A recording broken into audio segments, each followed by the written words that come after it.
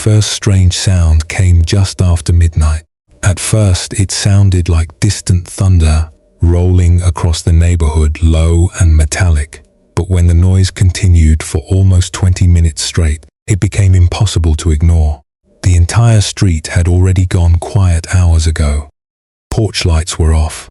Curtains were closed. Even the stray dogs that usually barked through the night had disappeared somewhere into the darkness. But that sound kept going. Metal scraping against concrete, heavy machinery moving slowly. The kind of noise that didn't belong in a peaceful suburban neighborhood at 1 in the morning. From the bedroom window, the narrator could barely see across the street, but floodlights were shining over Victor Hale's property like a construction site. Shadows moved behind the bright white lights while sparks occasionally flashed against the darkness.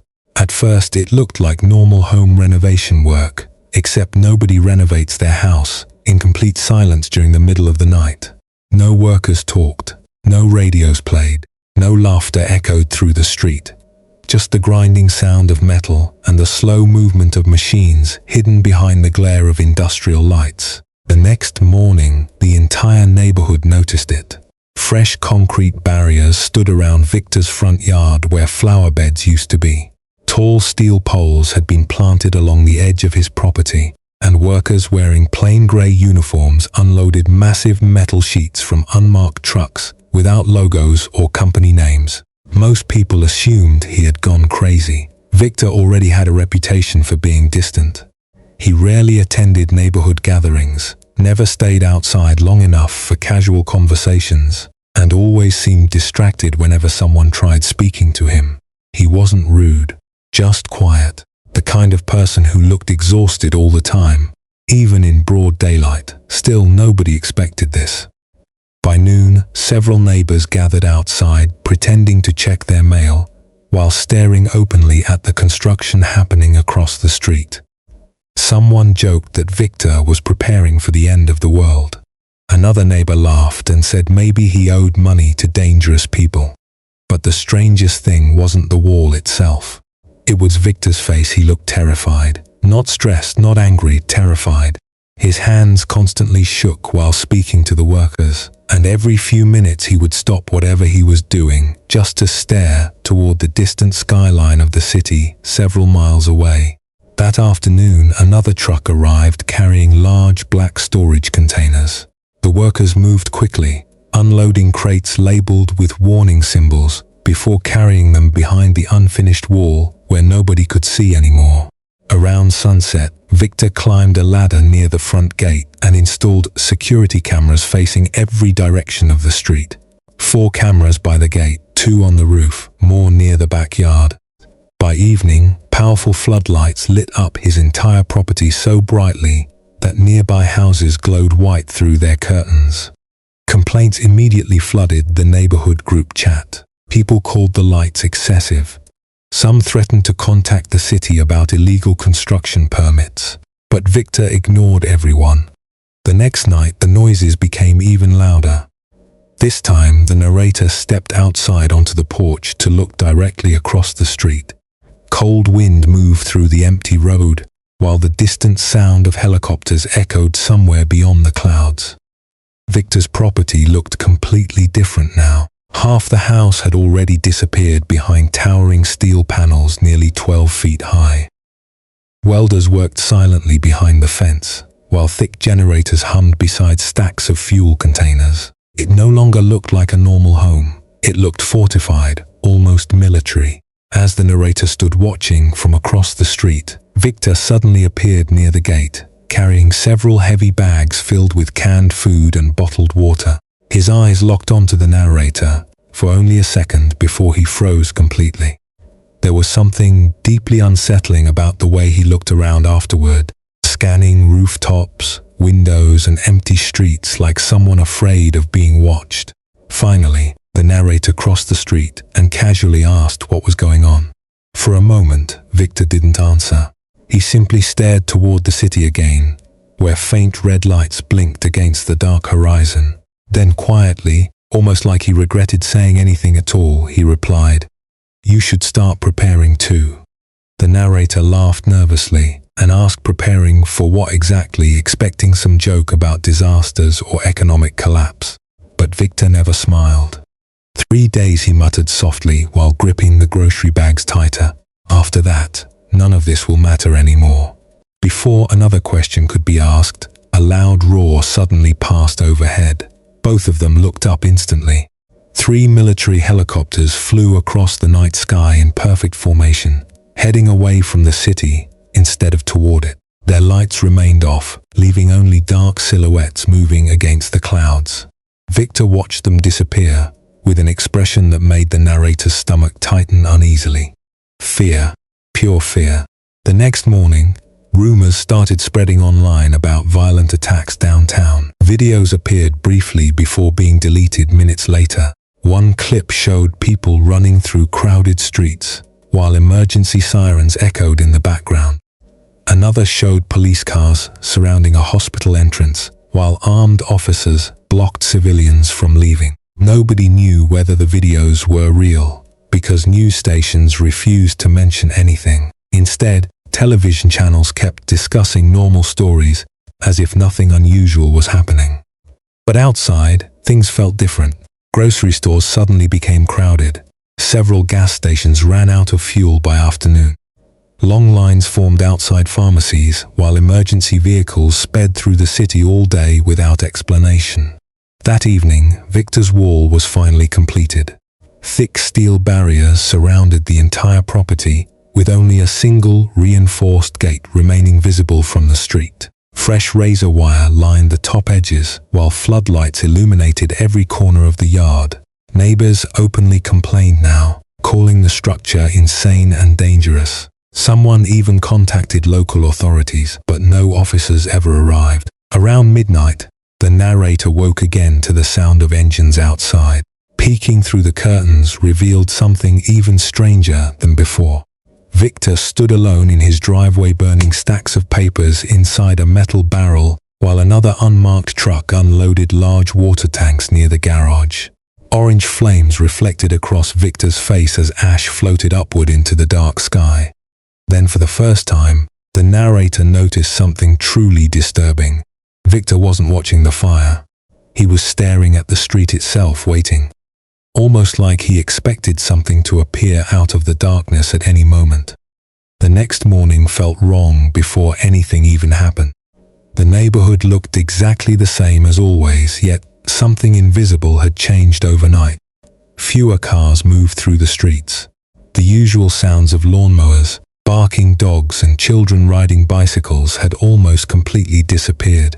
Even the air felt strangely heavy, carrying the distant scent of smoke from somewhere beyond the city. News stations still acted normal, but their smiles looked forced now, their voices slightly strained whenever they mentioned the growing number of emergency incidents downtown. Nobody used the word outbreak. Nobody used the word infection. They called it public unrest, isolated violence, temporary panic. But everyone could feel the tension spreading anyway. Grocery store shelves emptied faster than workers could restock them. Pharmacies closed early due to supply issues. Several schools announced sudden temporary shutdowns because of a severe flu spreading through nearby districts. Online rumors became impossible to avoid. Videos appeared showing people attacking strangers in crowded intersections before the clips vanished minutes later. One blurry recording showed a man stumbling through a hospital hallway covered in blood while nurses screamed somewhere behind the camera. Another showed military vehicles blocking an entire highway leading out of the city. Most people dismissed them as fake. The narrator tried to do the same, but every time those videos disappeared, another unsettling detail appeared somewhere else. Around noon, loud sirens suddenly echoed across the neighborhood. Not ambulance sirens, emergency warning sirens, the kind tested only during major disasters. The sound rose and fell slowly across the sky while people stepped outside their homes looking around in confusion. Phones buzzed moments later with a short government alert announcing a scheduled emergency preparedness exercise. Nothing to worry about. Stay calm. But the message only made everything feel worse, because nobody remembered hearing about any scheduled drill before that moment. Across the street, Victor stood completely still near his gate, listening to the sirens with an expression so grim it looked like he had expected them. Unlike everyone else staring around nervously, he didn't seem surprised at all. He immediately began moving supplies from his garage into the house with urgent speed: water containers, fuel cans, crates filled with food, batteries, medical kits. The narrator watched from the porch while Victor worked non-stop under the burning afternoon sun without speaking to anyone. Several neighbors tried asking questions, but he ignored them entirely. By evening, more strange things started happening around the neighborhood. Internet service slowed to a crawl. Phone calls randomly disconnected. A local supermarket closed early after a violent fight broke out inside over bottled water and canned food. One family living nearby suddenly packed their car and left without telling anyone where they were going. Around sunset, military helicopters appeared again, this time flying much lower over the suburbs. Their loud rotors shook windows while searchlights swept slowly across distant streets. The narrator stood outside watching them disappear behind the skyline when a sharp metallic banging sound echoed from Victor's property. Curious, the narrator crossed the street again and found Victor reinforcing the inside of his steel gate using thick chains and heavy locks. Sweat covered his face despite the cold evening air. His hands trembled badly now. "You really think all this is necessary?" the narrator finally asked. Victor stopped working for several seconds before answering quietly. "Necessary?" He glanced toward the darkening horizon where smoke now rose faintly above the city skyline. "I don't think you understand what's coming." The narrator tried laughing it off again, mentioning the rumors online and asking if Victor seriously believed any of that nonsense. Victor looked directly into the narrator's eyes for the first time in days, and the fear there felt so genuine that it instantly killed any sense of humor. "When people stop acting like people," he said softly, "everything falls apart faster than you can imagine." Before another question could be asked, a loud crash suddenly echoed from several streets away, followed by distant screaming. Both of them froze instantly. The screaming lasted only a few seconds before abruptly cutting off. Silence returned so quickly it almost felt unreal. Victor immediately grabbed the narrator's arm tightly. "Go home," he whispered urgently. "Lock every door you have, and don't open them tonight, no matter who knocks." The grip on the narrator's arm felt desperate enough to send genuine fear crawling through the chest for the first time. Victor released the arm and hurried back behind the steel gate before slamming it shut with a heavy metallic boom. Several locks clicked into place from the inside. That night became impossible to sleep through. Sirens echoed constantly in the distance, while helicopters passed overhead every hour.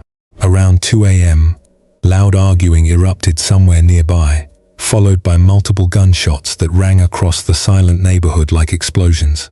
Lights turned on inside several homes as terrified residents peeked through curtains, trying to see what happened. Nobody stepped outside, nobody called out. The narrator remained frozen near the bedroom window, staring at the empty street below, until movement appeared near Victor's wall. At first, it looked like someone stumbling through the darkness. Then the figure stepped beneath one of the floodlights, a woman. Her clothes were stained dark with blood while one arm hung strangely at her side. She moved slowly toward Victor's gate before collapsing against the steel barrier and weakly banging on it several times. "Please," her broken voice whispered through the quiet street. "Please let me inside." Lights instantly turned on inside Victor's house. Security floodlights brightened across the property, while cameras rotated toward the woman lying near the gate. For several long seconds, nothing happened. Then Victor's voice came through a speaker mounted above the wall. "Are you alone?" The woman didn't answer immediately. She only cried softly while gripping the metal gate weakly. Then suddenly another figure appeared from the darkness behind her. Then another, shapes moving strangely through the street with slow, uneven steps. The woman's terrified expression changed instantly as she tried crawling toward the gate. "Open it," she screamed suddenly. "Please open it." Victor never moved. The gate remains shut. More figures emerge from the darkness now, their movements jerky and unnatural beneath the pale streetlights. One of them slammed violently into a parked car, hard enough to dent the metal before stumbling forward again without reacting. Another dragged one leg awkwardly while making low choking sounds. The woman began sobbing uncontrollably as the figures closed in around her. Then the screaming started. It echoed across the entire neighborhood, while lights inside nearby homes immediately turned off one by one. Nobody wanted to see what happened next. The narrator stumbled backward from the window, feeling physically sick while the sounds outside grew worse. Screaming, growling, metal scraping against pavement. Something slammed repeatedly into Victor's wall hard enough to shake the floodlights above it. And then suddenly a new sound cut through the chaos. Gunfire. Short, controlled bursts, somewhere beyond the neighborhood, followed by distant explosions lighting the horizon orange against the night sky. Emergency alerts finally appeared across every phone in the city at the exact same moment. Remain indoors. Lock all entry points. Avoid contact with infected individuals. Wait for further instructions. But even before finishing the message, the narrator already understood one horrifying truth. Victor had not been preparing for some possible disaster. He had been counting down to it. Morning never truly arrived after that night. The sun rose eventually, but the neighborhood no longer felt real. A thick gray haze covered the streets, muting the light until everything looked cold and colorless. Smoke drifted above the distant city skyline, where several buildings continued burning silently in the distance. Emergency sirens still echoed non-stop from somewhere far away, though they sounded weaker now, almost drowned beneath the constant chopping noise of helicopters moving across the sky. Nobody left their homes that morning. Curtains stayed closed. Front doors remained locked. Cars sat abandoned in driveways exactly where their owners had parked them the night before. The entire neighborhood felt frozen in fear. The narrator barely slept at all. Every time the eyes closed, the screams from outside returned again. The woman begging at Victor's gate, the shapes emerging from the darkness, the horrible sounds that followed afterward. Even now, dried bloodstains marked the pavement outside beneath the pale morning light, though no bodies remained. Whatever happened during the night had been cleaned away by something. Around 9 a.m., military vehicles rolled through the main road at the end of the neighborhood. Large armored trucks moved slowly past while soldiers wearing dark protective gear shouted through loudspeakers ordering everyone to remain indoors. Their faces stayed hidden behind masks and tinted visors. One soldier pointed a rifle toward a nearby house, simply because someone opened their front curtain too quickly. The convoy never stopped moving. It disappeared toward the city several minutes later, while the loudspeaker message repeated over and over until only static remained. The internet became unreliable by noon. Some websites no longer loaded at all. News channels suddenly stopped broadcasting normal programs and switched entirely to emergency coverage. But even then, the information made no sense. One channel claimed authorities were containing a violent epidemic in isolated districts. Another warned viewers not to approach infected individuals showing signs of aggression. Nobody explained what infected actually meant. Nobody explained why entire highways had been shut down overnight. The strangest part was how quickly everything collapsed. Just yesterday, people were joking about Victor's wall. Now nobody laughed anymore. Around midday, a loud argument suddenly erupted 2 houses down the street. The narrator cautiously peeked through the upstairs window and saw an elderly couple screaming at their adult son beside an overloaded truck. The son wanted to leave immediately, while the parents refused to abandon their home.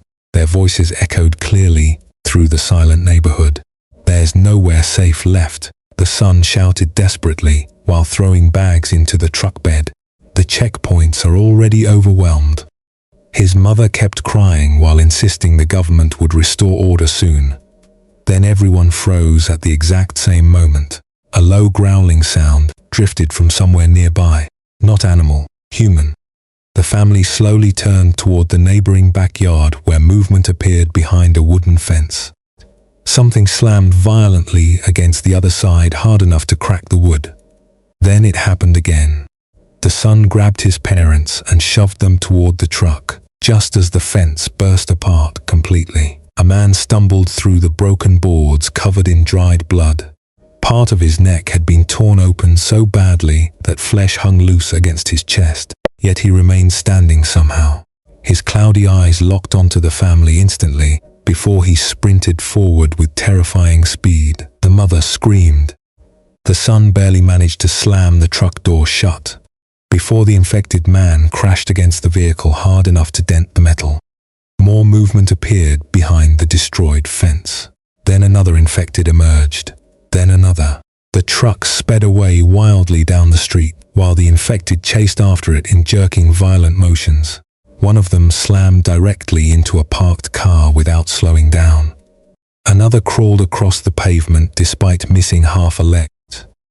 The narrator stumbled backward from the window in complete shock, while screams echoed farther away through the neighborhood. Suddenly the power went out. Every house instantly fell silent, except for distant alarms still ringing across the city.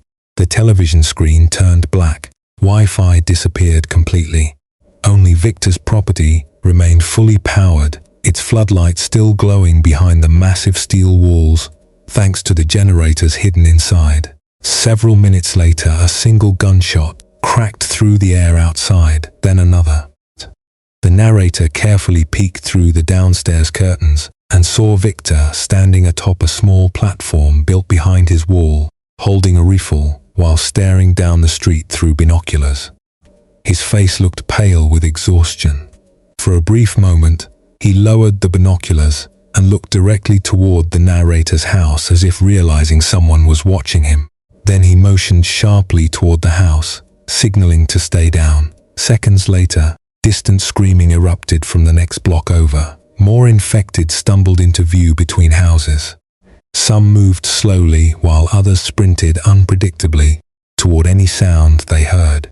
One woman wandered through the middle of the street, clutching a stuffed animal while blood covered her hospital gown. Another infected repeatedly slammed its head against a mailbox with sickening force before suddenly turning toward movement. Somewhere unseen, the sounds alone became horrifying. Wet footsteps, low choking noises, random screaming that ended abruptly. Occasionally gunfire echoed nearby, followed by silence. By late afternoon, the neighborhood finally began falling apart completely. Several desperate survivors attempted fleeing on foot, carrying backpacks and suitcases. Some disappeared before reaching the end of the street. Others pounded desperately on locked doors, begging for help. Nobody answered anymore. Fear had turned every house into its own isolated prison. As darkness approached again, the narrator noticed movement. Atop Victor's wall, cameras rotated slowly while floodlights illuminated every section of the street. Then, unexpectedly, a small flashlight blinked twice from behind the steel gate, a signal. Confused, the narrator stepped cautiously onto the porch while gripping a kitchen knife tightly despite knowing it would be useless against the infected. Victor appeared behind a narrow reinforced opening built into the gate itself. Up close, he looked even worse than before. Dark circles covered his eyes. His hand shook violently now. "How many are inside your house?" he asked quietly. "Just me." Victor nodded once before glancing nervously toward the darkening street behind the narrator. "Listen carefully," he said. "Tonight they'll move more once it gets fully darker. Noise attracts them, light attracts them. If they surround your house," he paused briefly before continuing in a lower voice, "your doors won't hold." The narrator stared at him in disbelief. "Then let me inside." Victor's expression tightened painfully. For several long seconds he said nothing at all. Then distant screams echoed somewhere nearby again, much closer this time. Both of them turned instantly toward the sound. Shadows moved between houses farther down the block. A lot of shadows. Victor made his decision immediately. "Be ready when I signal," he whispered before sealing the opening shut again. Heavy locks clicked from inside the gate. The narrator hurried back into the house as night swallowed the neighborhood completely. And, for the first time since the outbreak began, something worse than fear settled into the chest. The terrifying realization that Victor's wall might truly be the only reason anyone on this street was still alive. Night fell fast, and with it came a silence far more terrifying than the screams from before. The entire neighborhood disappeared into darkness after the power grid finally failed across the city. No porch lights, no traffic signals, no television sounds leaking through windows. Only Victor's compound remained illuminated behind its towering steel walls, glowing like an isolated fortress in the middle of a dead street. The floodlights mounted above his barricades swept slowly back and forth across abandoned houses, while distant fires painted the clouds orange above the skyline. Somewhere beyond the neighborhood, explosions echoed faintly through the night, followed by long stretches of silence, so complete it made every small sound feel dangerous. The narrator sat alone in the dark living room, gripping a flashlight tightly, without turning it on. Victor's warning repeated endlessly in the mind. Noise attracts them. Light attracts them. Outside, the wind carried strange sounds through the empty streets. Slow footsteps scraping pavement, metal clanging in the distance, occasional low growls drifting somewhere beyond the houses. Every few minutes, another scream echoed far away before cutting off suddenly. Hours seemed to pass like that, waiting, listening, breathing whenever movement appeared outside the windows. Then came the first pounding sound, heavy, violent, somewhere nearby. Another crash followed seconds later, this time closer. The narrator carefully crawled toward the front window and lifted the curtain just enough to see outside. Several houses down the street, infected figures slammed themselves repeatedly against the front door, while terrified shouting came from inside. The family trapped there screamed for help as furniture scraped violently across the floor, trying to reinforce the entrance. More infected emerged from the darkness with every sound. Some stumbled slowly, while others sprinted unnaturally fast toward the noise. Within seconds, nearly 20 of them surrounded the house. The front door cracked inward, the screaming became unbearable. Then suddenly it stopped altogether. The infected slowly wandered away afterward, disappearing back into the darkness as if nothing had happened. The narrator backed away from the window, trembling uncontrollably. That was when the lights appeared. 2 short flashes from Victor's wall. The signal. Heart pounding violently, the narrator grabbed a backpack already packed with water bottles, canned food, batteries, and extra clothes before rushing toward the back door. The street outside looked like another world entirely. Smoke drifted between houses while distant fires flickered beyond the rooftops. Somewhere nearby, infected moved through the darkness, making low choking noises as they wandered aimlessly between abandoned cars. Keeping low, the narrator hurried across the yard toward Victor's gate, while trying not to make a sound. Halfway there, a loud crash suddenly echoed from inside a nearby house. An infected burst through a side window and landed hard on the lawn only a few feet away. Its head snapped upward instantly. Cloudy white eyes locked directly onto the narrator. For one horrifying second, neither moved. Then the infected screamed, not a human scream anymore, something raw and animalistic. It charged forward immediately with terrifying speed. The narrator ran. Footsteps pounded across the pavement, while more growls erupted nearby in response to the noise. Shapes emerged from darkness between houses. One stumbled from behind a parked car. Another crawled across a driveway, dragging broken legs behind it. Victor's gate suddenly began opening inward with a loud metallic groan. "Move," Victor shouted from inside while aiming a rifle down the street. Gunfire exploded across the neighborhood. One infected collapsed instantly only a few feet behind the narrator, while another slammed directly into the steel gate, seconds before it fully closed shut. The impact shook the entire wall. Heavy locks clicked rapidly into place, as infected hands clawed violently against the metal from outside. Inside the compound, everything felt surreal. Bright floodlights illuminated a carefully organized survival shelter hidden behind the walls. Large water tanks lined one side of the yard beside fuel barrels and generators humming steadily. Solar panels covered parts of the roof. Crates filled with canned food and medical supplies sat stacked beneath heavy tarps. Victor immediately dragged another steel bar across the gate before turning toward the narrator with exhausted eyes. "You made noise," he said sharply while listening to the infected snarling outside. "Now they know this place exists." More bodies slammed against the wall from outside. The metal groaned heavily but held firm. Victor led the narrator quickly into the house, where every window had been sealed with reinforced steel shutters from the inside. Security monitors covered one wall of the living room, displaying camera feeds from every angle outside the compound. The screens showed infected wandering through the neighborhood in growing numbers. Some attacked random houses, while others simply stood motionless in the street, as if listening for movement. Victor locked the final interior door before finally lowering the rifle. Up close, the exhaustion on his face looked severe now. He hadn't slept in days. "How did you know?" the narrator asked quietly. Victor didn't answer immediately. Instead, he walked toward a small radio station set up across the room, where static-filled emergency broadcasts played through speakers. Most channels were already dead. Some repeated evacuation orders from cities that likely no longer existed. Others transmitted only static and screaming, before cutting off completely.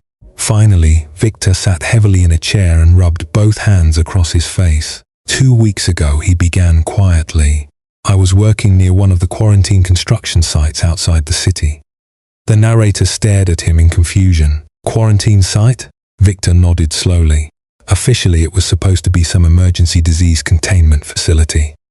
But the workers there started disappearing. Military personnel stopped talking to civilians completely. Then one night, his voice lowered further, "I saw them bring in people who were still alive." Outside, another violent bang shook the walls as infected continued gathering near the compound. Victor barely reacted anymore. "They weren't sick like normal people," he continued. "They were attacking each other, biting guards." Even after being shot, he stopped speaking for several seconds before looking directly at the narrator. One of them kept moving after losing half its face. Silence filled the room except for distant growls outside and the faint hum of generators powering the compound. Victor reached toward the radio and adjusted the frequency until a fragmented military transmission crackled through the static. "Containment failure confirmed. Northern sectors lost. Civilians instructed to avoid." The message dissolved into noise again. Victor shut the radio off immediately. "The government knew this would spread," he said quietly. "That's why they started moving military units days ago. By the time the public noticed something was wrong." He glanced toward the security monitors, where fires now burned openly across the city skyline. It was already too late. Then suddenly the motion alarms outside began blaring loudly through the compound. One of the camera feeds showed movement near the rear section of the wall.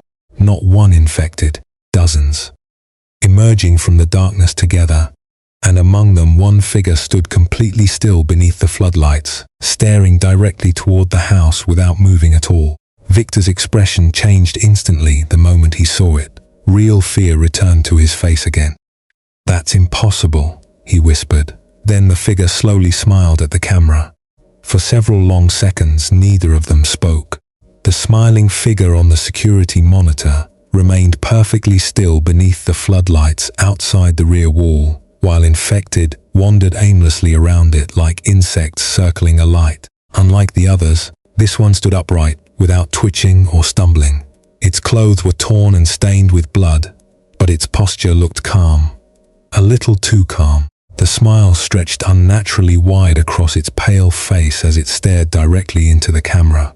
Then, slowly, it raised one hand and tapped the steel wall beside it 3 times. Victor immediately stood up so fast the chair nearly fell backward. "Stay away from the windows," he said sharply while grabbing the rifle again. His voice sounded different now. Not frightened like before.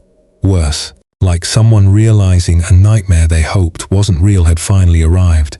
The narrator kept staring at the monitor while the figure outside tilted its head slightly, almost studying the camera itself. "What is that?" Victor didn't answer immediately. Instead, he moved quickly through the house, checking locks and reinforcing doors one more time, before finally returning to the security monitors. Most of them lose everything after infection, he muttered quietly. Memory, thought, recognition. They become aggressive, reactive. His eyes remained fixed on the smiling figure outside. But there were rumors at the quarantine site about a few cases changing differently. The narrator felt cold suddenly, despite the warmth inside the compound. Differently how? Victor swallowed hard before answering. Smarter. Outside, more infected gathered near the rear wall, now drawn by movement and sound. Some slammed themselves violently against the steel barriers while others wandered through the nearby yards. But the smiling figure never moved. It simply watched the house patiently beneath the floodlights. Then all at once, every camera feed flickered. Static flashed across the monitors before the rear camera suddenly went black. Victor cursed under his breath and rushed toward a control panel connected to the exterior systems. It cut the wire, he whispered in disbelief. How would it even know where? A loud metallic clang interrupted him. Something struck the rear wall hard enough to shake the house itself. Another impact followed immediately after, then another. The infected outside had stopped wandering randomly. They were attacking the same section of wall together now. Victor pulled open a storage cabinet hidden beside the stairs, revealing several rifles, ammunition boxes, flashlights, and medical supplies stacked neatly inside. He tossed a flashlight toward the narrator before loading ammunition into one of the rifles with shaking hands. If they breach the rear section, he said quickly, we fall back to the basement. Another violent impact slammed against the wall outside. Dust drifted from the ceiling overhead. Through the monitors, infected bodies smashed themselves repeatedly against the steel barriers, while the floodlights flickered from the strain on the generators. The smiling figure still remained unseen now that the rear camera feed was dead, but somehow that felt even worse. Somewhere outside in the darkness, it was still there, watching, waiting. Suddenly the radio crackled loudly by itself. Static burst through the room before a broken voice emerged weakly between interference. Any survivors hearing this? Avoid infected, displaying coordinated behavior. The transmission distorted heavily. They remember things. They learn. Gunfire echoed through the radio, followed by screaming before the signal vanished completely. Silence filled the room again, except for the continuous pounding against the rear wall. Victor stared at the dead radio with hollow eyes. We weren't supposed to survive this long, he muttered quietly. The narrator looked toward him. What do you mean? Victor hesitated before answering. The workers at the quarantine facility overheard military discussions. They knew containment would fail. The infection spread too fast. Another loud impact shook the house. Victor continued speaking anyway. But one officer said something strange before the evacuation started. His voice lowered further. He said the infected weren't only spreading, they were adapting. Suddenly, the motion alarm screamed again. This time the front cameras displayed movement near the gate. Survivors. A family of 4 stumbled into view, carrying bags and flashlights, while desperately banging against the steel entrance. A man, woman, and 2 young teenagers. Their terrified voices echoed clearly through the speakers outside. Please, the man shouted while looking over his shoulder repeatedly into the darkness. Please let us inside. Victor froze. The narrator immediately moved toward the gate controls. But Victor grabbed the arm tightly. No, they'll die out there, and if one of them is infected, we die in here. Outside, the family continued begging frantically. The younger girl cried while clutching her mother's arm. In the distance behind them, movement appeared between houses, more infected approaching fast. The father saw them too and began screaming louder. Please, we have nowhere else to go. The narrator looked at Victor in disbelief. We can't leave them out there. Victor's expression twisted painfully. For several seconds he said nothing, while the pounding outside grew louder. Finally, with obvious hesitation, he moved toward the control panel. The moment they show symptoms, he said coldly, they go back outside. The steel gate slowly groaned open just enough for the family to rush through before slamming shut again behind them. The father nearly collapsed from relief, while the mother hugged both children tightly. Up close, they looked exhausted and filthy but unharmed. No bites, no blood. Victor kept the rifle aimed at them anyway. "Any injuries?" he demanded immediately. "No," the father answered quickly. "We came from the west side after the checkpoints collapsed. They overran everything." Victor searched their faces carefully before lowering the rifle slightly. The family entered the house cautiously, staring around the fortified compound in disbelief. The teenage boy looked toward the security monitors displaying burning streets outside. "The city's gone," he whispered softly. Nobody answered him because everyone already knew it was true. Hours passed slowly afterward, while the infected continued gathering outside the walls. The new survivors rested quietly in one corner of the living room, while Victor monitored the cameras non-stop. Occasionally distant explosions still flashed across the horizon beyond the city, but fewer military helicopters passed overhead now. Most of the broadcasts had gone silent entirely. Around 3 a.m., the younger girl suddenly pointed toward one of the security monitors with trembling hands. "Someone's outside." Everyone turned instantly. A figure stood near the front gate beneath the floodlights. Not infected, human.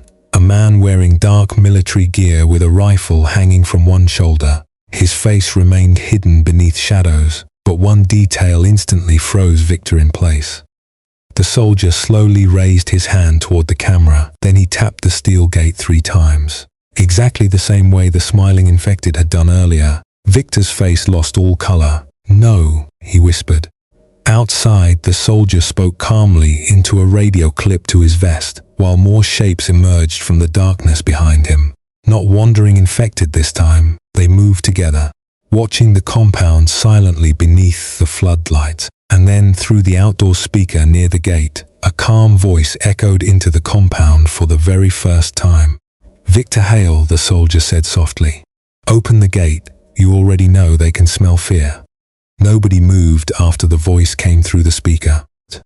The entire room froze in absolute silence, while the soldier outside stood motionless beneath the floodlights, one hand resting calmly near the rifle hanging from his shoulder. Behind him, the infected remained strangely still as well. They no longer wandered aimlessly or slammed themselves against the walls like before. They simply waited in the darkness beyond the gate, their pale shapes barely visible beneath drifting smoke and flickering firelight from the ruined city beyond. Victor stared at the monitor with a level of fear the narrator had never seen before. His hands trembled violently around the rifle now. "How does he know your name?" the father from the rescued family asked quietly. Victor didn't answer. The soldier outside tapped the gate again. 3 slow metallic knocks. Then the speaker crackled once more. "You don't have much time left," the soldier said calmly. "They're gathering faster now." Victor suddenly snapped into motion, shutting off the speaker entirely before turning toward everyone inside the house. "Basement, now." Nobody argued. The urgency in his voice erased every question instantly. The group hurried downstairs beneath the house into a reinforced underground storage room, lined with shelves of canned food, water containers, batteries, tools, and fuel reserves. Thick concrete walls surrounded the bunker, while heavy steel doors sealed behind them with loud mechanical locks. Yet even down there, the pounding sounds outside still echoed faintly through the structure. Victor moved quickly between shelves, grabbing ammunition magazines and checking equipment, while everyone else stood silently trying to process what was happening. The teenage boy finally spoke first. "Who is that guy?" Victor stopped moving for several seconds before answering quietly. "Someone who should already be dead." The room fell silent again, except for the low hum of emergency lights powered by backup batteries. Victor sat heavily against one wall and stared at the floor as though debating whether to say more. Finally, exhaustion seemed to win. "At the quarantine facility," he began quietly, "there was a security officer named Reese. He worked private military contracts before the outbreak." Victor swallowed hard before continuing. "When the infection first spread inside the containment zone, Reese was bitten during an evacuation attempt. The narrator frowned in confusion. But if he was infected, he didn't turn like the others. Victor's voice lowered further. At first, everyone thought he was immune. He stayed conscious. He could still talk, still think. But after a few days, Victor looked up slowly toward the ceiling above them, where distant impacts still shook dust loose from the concrete. He started changing. Another loud bang echoed from somewhere upstairs. The younger girl covered her ears while her mother pulled her closer. Victor continued anyway. He became stronger, faster, but the worst part, he hesitated briefly. He could control them somehow, not directly, more like they responded to him. Nobody spoke after that. The idea sounded impossible, yet the evidence was already outside surrounding the compound. The infected gathering together, waiting silently beside him instead of attacking randomly. The coordinated movement, the tapping at the gate. Suddenly the bunker lights flickered violently. A loud metallic screech echoed through the ceiling above as something massive scraped against the outer walls of the compound. Victor immediately stood up again. "They're testing weak points." The father looked horrified. "Testing?" Before Victor could answer, the security monitor connected to the basement suddenly flashed alive, showing camera feeds from upstairs.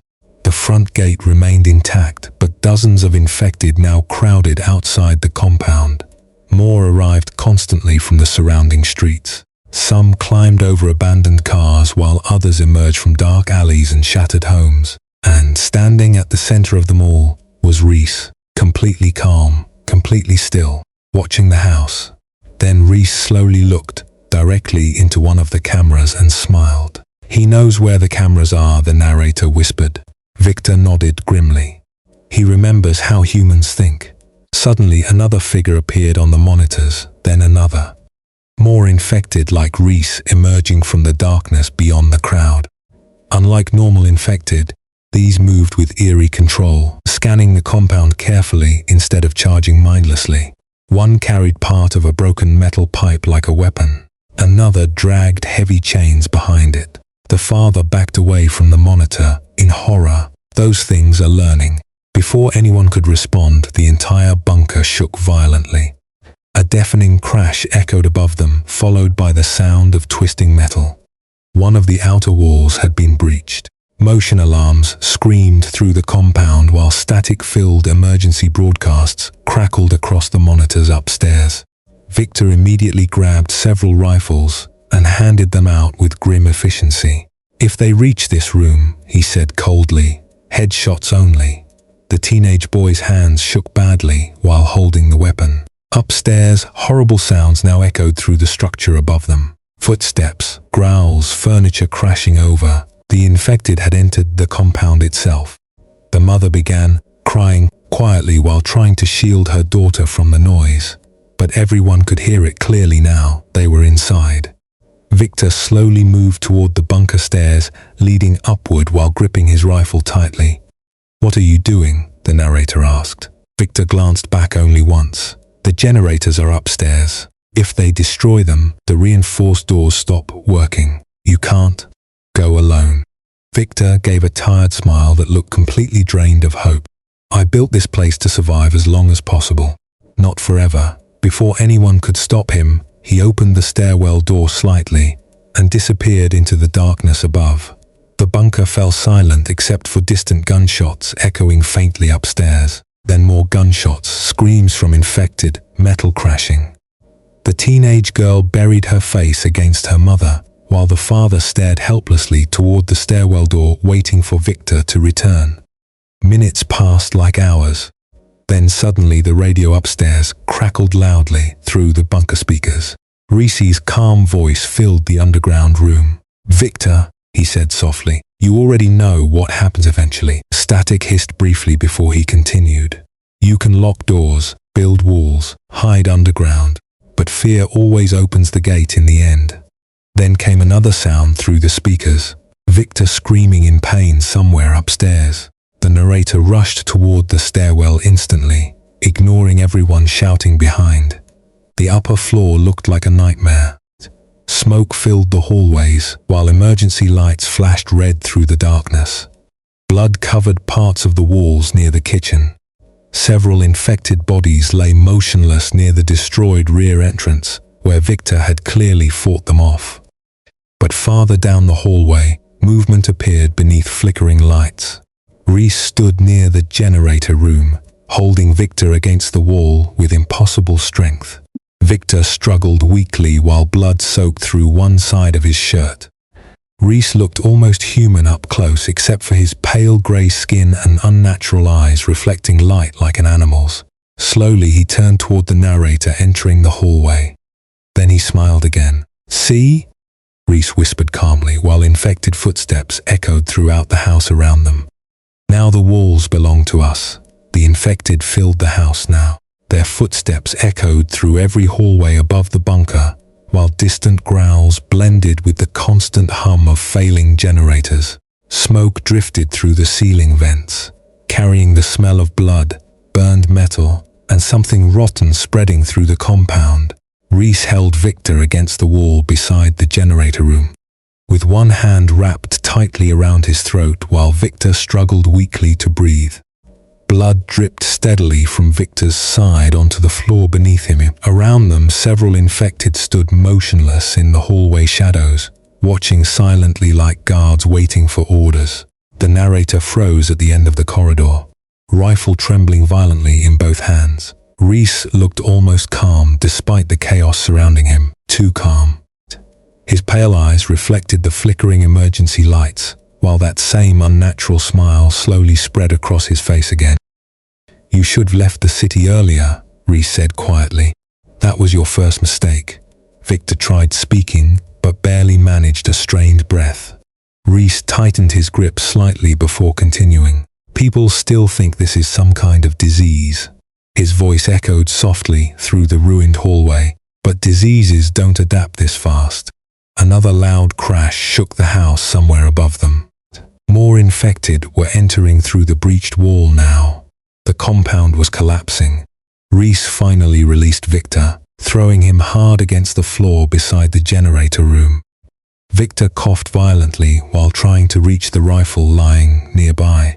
Reese didn't even bother stopping him. He simply watched with mild curiosity before turning back toward the narrator. "Do you know what scared the military most?" Reese asked calmly. "It wasn't the infection. It was what happened after." The infected standing behind him shifted slightly in the darkness. None attacked. None made a sound. They waited, listening. "The first infected were mindless," Reese continued. "Hungry, violent, predictable."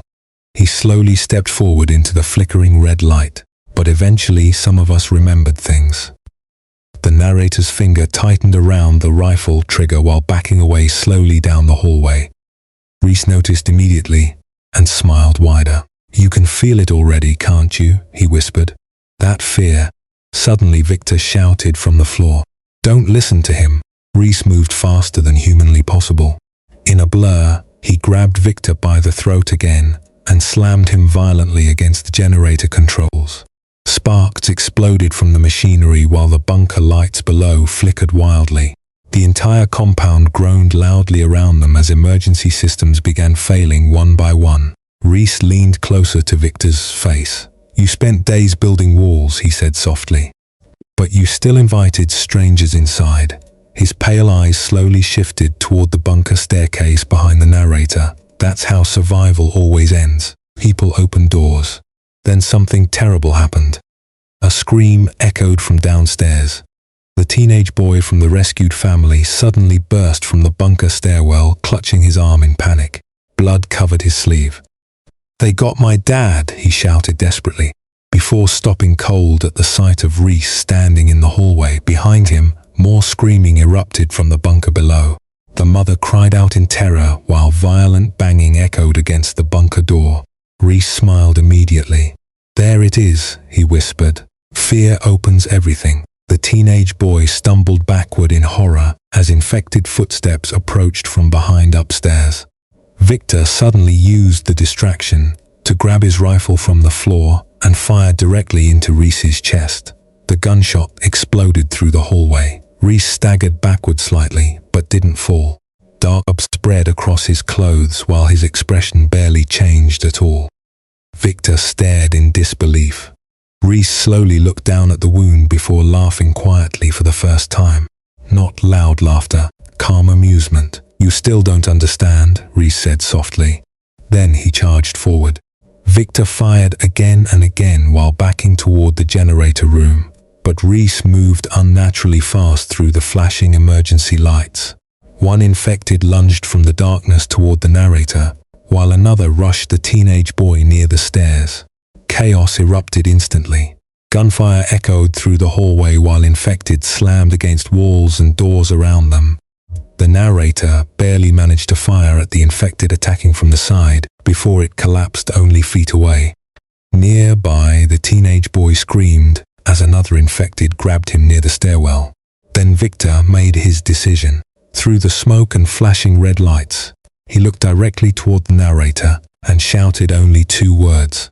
"Run now." Before anyone could react, Victor grabbed Reese tightly and threw both of them directly against the damaged generator controls. Sparks exploded violently across the room.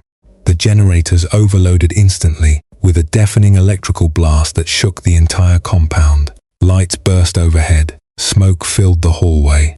Then came the explosion.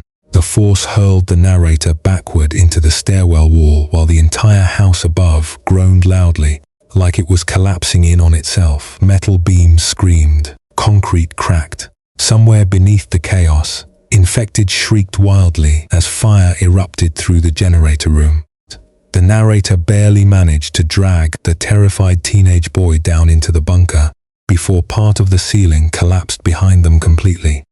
Dust and smoke swallowed everything.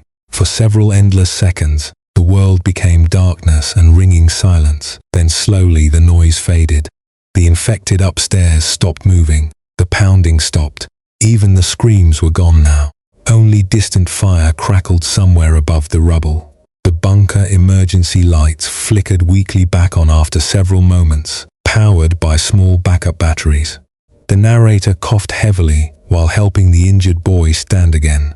The mother sat against one wall, crying silently, clutching her daughter tightly. The father never returned, and Victor was gone. Hours passed in silence underground while the sounds above slowly disappeared one by one. Nobody slept, nobody spoke much. Eventually, just before sunrise, the narrator carefully climbed through the damaged stairwell toward the surface. Cold morning air drifted through the ruins of the destroyed compound. Part of the house had completely collapsed after the explosion. Fires still burned among shattered walls and twisted steel outside, but the infected were gone. The street beyond looked empty once again. Ash floated quietly through the pale sunrise while smoke covered the distant city skyline. The wall Victor spent days building had been torn apart in several places, leaving the neighborhood exposed to the ruined world outside. And near the destroyed front gate, footprints led away from the compound into the empty streets. Not wandering infected tracks, human footsteps, calm, controlled. Reese survived. The narrator stared at those footprints for a long time before noticing something else nearby carved into the broken steel gate itself. 3 deep scratches. Then, beneath them, a message written unevenly across the metal in dried blood. "Walls only delay us.